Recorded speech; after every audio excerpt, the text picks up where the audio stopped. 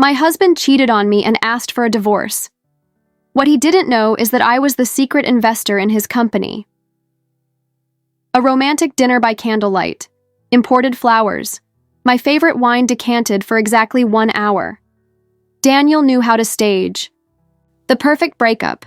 After all, we had built a tech company valued at $1, $2 billion together, all based on flawless presentations and carefully crafted illusions. Alex, we need to talk. I haven't been fair to you, he said, holding my hand with such fake compassion that I almost choked on my Cabernet Sauvignon. The speech that followed was predictably devastating for any wife. We had grown in different directions. He still loved me, but wasn't in love anymore. We both deserved to be happy. Every word rehearsed with the same precision he used in his pitches to investors. What he didn't mention was Rebecca, my supposed best friend and his marketing director, with whom he had been having an affair for 8 months. Nor did he mention the messages where he called me his sponsor and the fool who gave up everything for him. Not to mention the plans they had already made for the house they would live in once they got rid of the sad princess. What my husband definitely didn't know, while sliding over divorce papers that would leave me with less than 3% of our assets, was that I was secretly the main investor in the company he thought he had built on his own. I'm going to need a few days to process all of this, I replied softly, playing the shocked and devastated wife he expected to see. Daniel smiled with relief, thinking his plan was working perfectly. Little did he know, he was about to learn the difference between looking successful and actually being successful. Our story had started like a modern-day fairy tale. We met in business school, where we were the top students in the class. Daniel, with his magnetic smile and ability to captivate any room, dreamed of creating his own tech company. I, quieter and more analytical, had a natural talent for seeing patterns where others only saw random numbers. We're the perfect match, he used to say. I have the ideas, and you have the sharp mind to refine my dreams. After graduation, my career on Wall Street took off quickly. While Daniel jumped between startups searching for his big breakthrough, I was climbing the ruthless world of investments, building a reputation as a sharp economist with an almost prophetic eye for emerging markets. When we got married at 28, I had already accumulated significant wealth, something I kept discreet, not hidden, but also not flaunted. Daniel, with his fragile ego, always needed to feel like the provider, the visionary, the star in our relationship. You two are the ultimate power couple, our friends would say during the dinners we hosted at our Lakeview mansion in Seattle. What no one noticed was the subtle imbalance that had started growing between us. When Daniel finally launched TechVision, his real-time data analytics software startup, I agreed to step away from my career to support him. The world saw it as a romantic sacrifice, the talented wife giving up her success for her husband's dream. But reality was far more nuanced. I never truly left the investment world.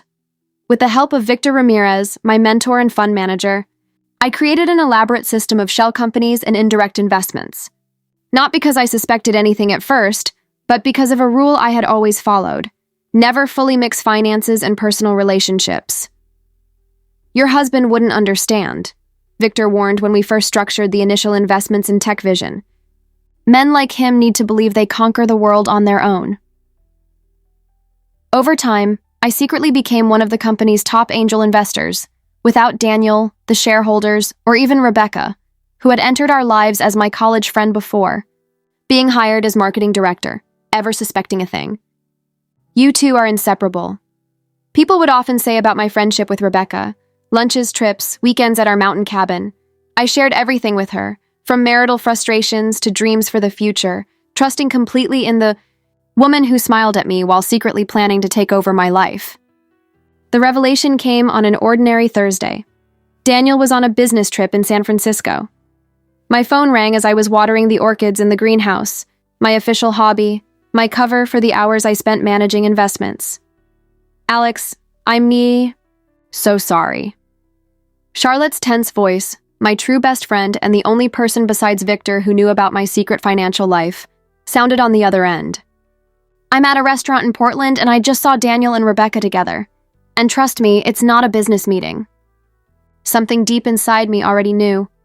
All the little signs I had ignored, late-night messages, an increasing number of business trips, the way Daniel and Rebecca shared glances and inside jokes during corporate dinners.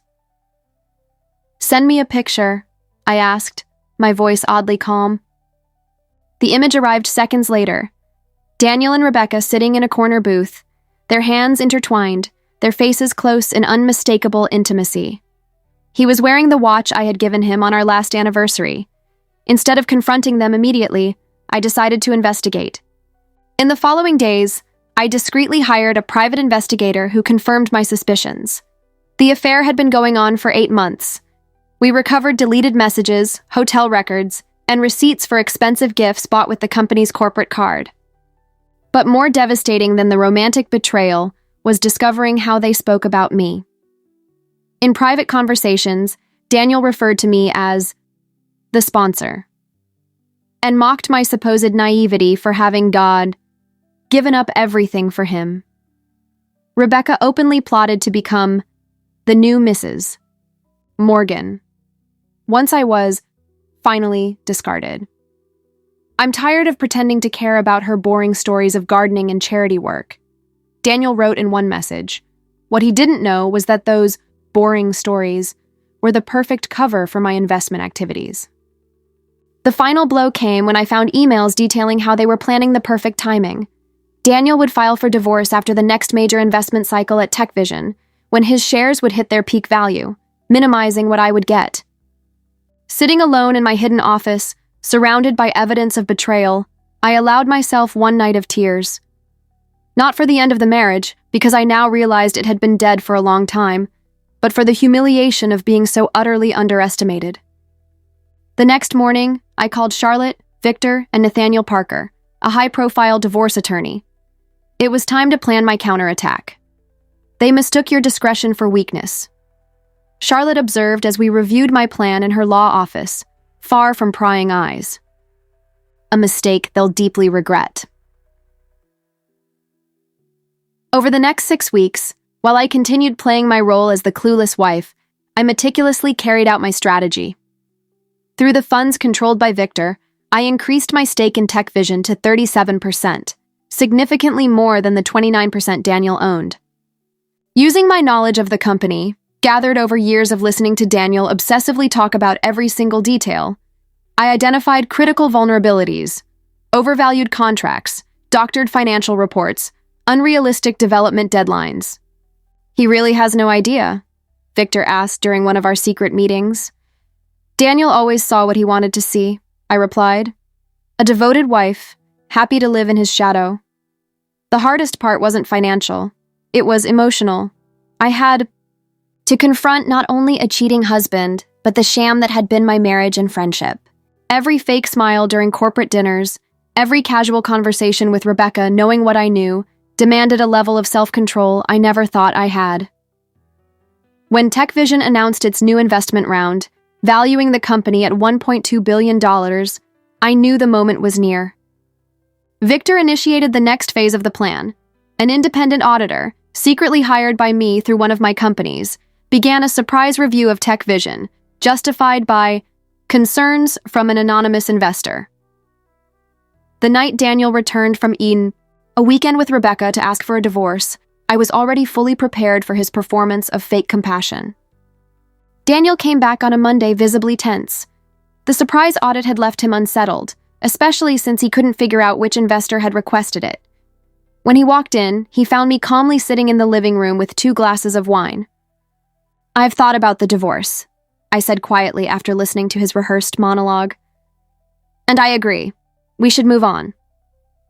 The relief on his face was almost comical. He sat down, ready to regain control of the situation.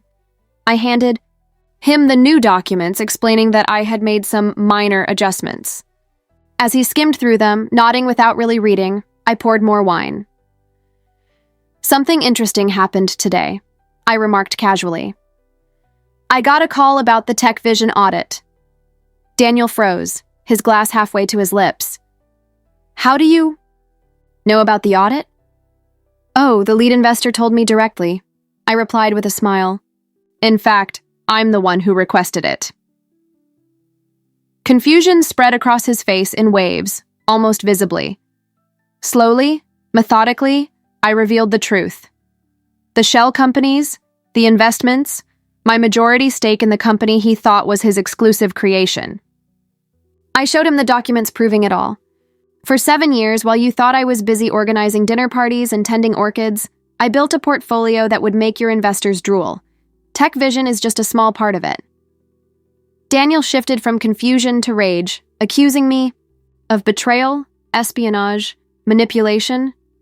The irony was so thick I nearly laughed. Should I show you the messages between you and Rebecca? Or maybe the corporate card records you used to buy that sapphire necklace for her? Perhaps the hotel records? The color drained from his face. I picked up my tablet and played a recording of Daniel and Rebecca laughing about how they would celebrate once they got rid of me, discussing plans for the house they would live in together, the house I had secretly already purchased through one of my companies. The divorce is happening, Daniel. It's happening, but not on your terms. At the sweetest moment of that night, I showed him the picture Charlotte had taken at the restaurant in Portland. By the way, that watch you're wearing, remember when I gave it to you on our anniversary? Told you. It was a rare vintage Patek Philippe. I paused, savoring the look on his face. It's actually a flawless replica, just like our marriage. The following days were chaotic. Daniel desperately tried to regain control, consulting lawyers who confirmed the obvious. Legally, I was in an untouchable position. The audit revealed exactly what I already knew. Enough issues to alarm investors, but not enough to destroy the company I had helped build. At an emergency board meeting, called by investors concerned with the preliminary audit results, I made my grand entrance. Many board members only knew me as Mrs. Morgan, the host of elegant corporate dinners. Their faces when I introduced myself as the representative of the company's largest investment group were priceless. Rebecca was there. As the marketing director, our eyes met for the first time since I discovered the betrayal. Her face went pale when she realized I knew absolutely everything. For those who don't know me professionally, I began. I'm Alexandra Morgan, economist specializing in emerging markets and technology. I represent a group of investors that holds 37% of Tech Vision's shares. Throughout the meeting, I remained strictly professional. I didn't mention personal affairs or betrayals. Instead, I focused on corporate governance issues, oversight failures, and the problems identified in the audit. I proposed a restructuring that effectively removed Daniel from operational control, demoting him to technological visionary, a role with no real power. When Daniel tried to resist, I calmly presented an ultimatum: accept the restructuring, or face a vote of confidence that with my 37% and the backing of other alarmed investors, he would certainly lose. You can't do this, he hissed during a break. I founded this company. Correction, we founded this company, I replied. The difference is, while you were busy building your image, I was busy building real value. In the parking lot after the meeting, Rebecca confronted me, alternating between begging and threatening. I revealed that I had already sent HR all the evidence of corporate funds misused on the gifts Daniel had bought for her. You can keep the sapphire necklace, I said as I got into my car. But your position was eliminated in the restructuring. Oh, and that house you two were planning? I bought it last week. The orchids will look beautiful in the winter garden. The divorce proceeded on my terms. As the primary investor, I had a vested interest in keeping Tech Vision viable, so I wasn't out to destroy the company, only to ensure my fair share and establish proper governance. Daniel was presented with a simple choice: a reasonable settlement, though smaller, that would allow him to preserve some dignity, or a public battle that would expose all the sordid details, including evidence that he had used intellectual property from a previous job to found Tech Vision, something that could lead to criminal charges. You don't have to do this, he tried to argue when Nathaniel presented the terms. We can still make this work. Make what work, Daniel? The marriage you destroyed or the company you nearly ruined with your arrogance? My voice remained calm. Sign the papers.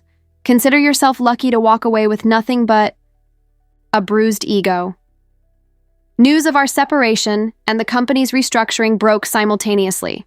Business journalists were intrigued by my sudden emergence as a force in the investment world. The invisible woman behind the tech vision empire was the Wall Street Journal headline. Rebecca left town a week after the restructuring, with a minimal severance and a deliberately neutral letter of recommendation. My final gesture to her was a small package containing a single black orchid and a card that read simply, "Choose your friends more wisely." As for Daniel, he gradually faded into irrelevance in the world he had once considered his domain. He kept insisting to anyone who would listen that tech vision had been his vision, all while helplessly watching the company thrive under new leadership, far more than it ever did with him in charge. A year later, sitting in the office of my new investment firm, now openly operating under my own name, I reflect on the journey. The room, bathed in Seattle's sunlight, is decorated with a single photograph, the first rare orchid I ever managed to make bloom, a symbol of the years I spent quietly cultivating my strength in the shadows. Charlotte and I have expanded our operations with a special focus on women-founded companies. Victor, now semi-retired, remains an advisor. My experience has made me particularly skilled at spotting corporate leaders who try to hide problems behind polished facades. How did you find out about us? Daniel asked me the last time we ran into each other, months ago, at a tech event, where he looked like a faded version of himself. You always talked too much and observed too little, I replied simply. Some people mistake silence for weakness. At industry events, I occasionally see him from a distance, now dating a young PR professional impressed by his empty title of visionary founder. He always changes direction when he notices me, as if I were the embodiment of his failures. Rebecca, I recently found out, is engaged to an investment banker in Los Angeles. I discreetly sent her an anonymous warning email. Some lessons are meant to be shared. In quiet moments, I still feel the sting of betrayal. Not because of the end of the marriage, which in hindsight had been empty for years, but because of the broken trust and the wasted time spent pretending to be less than I am. Many people ask me why I kept my investments a secret for so long. The answer is complicated. Part of it was a need to preserve something that was mine alone in a marriage that was gradually consuming me.